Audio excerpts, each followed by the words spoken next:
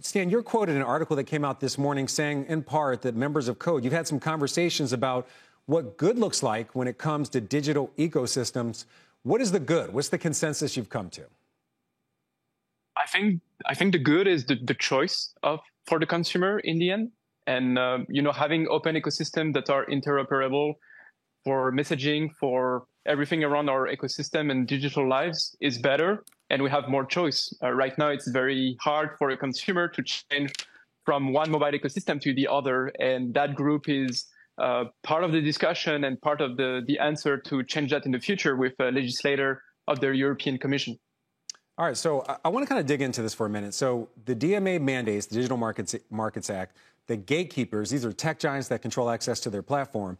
They allow third parties to do what they call interoperate. How would this potentially impact your business?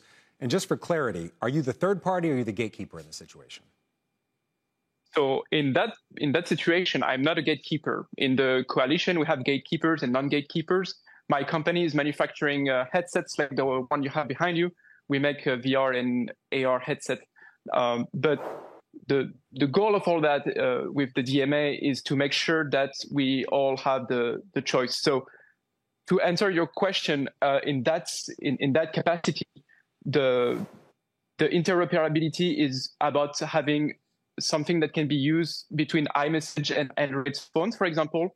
And in my industry is to have 3D walls that can be interoperable between the future Apple headset or the headset that we are manufacturing here in Paris. All right, so you would benefit from this interoperability and also be able to be on these platforms, but also transact a lot of your business off one of these platforms. Absolutely. Okay.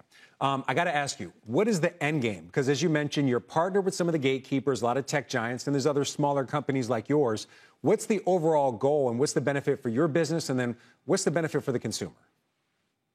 Well, first, the goal is to have an informed discussion and debate around the DMA with the European Union legislator and the community at large. And then for businesses, I think it's good. It's a very good opportunity to develop interoperability so smaller company can leverage bigger ecosystems and have consumer jump to other ecosystem more easily. So you can see more new giants emerging from Europe, from Asia, or from the US that are not always the same companies that we are used to deal with. And okay. For the consumer, in the end, I think choice is best for everyone. It brings competition, it lowers the cost, it brings more research and development. So I think this is a really good opportunity that we have here to have this new alliance with those giants and smaller companies.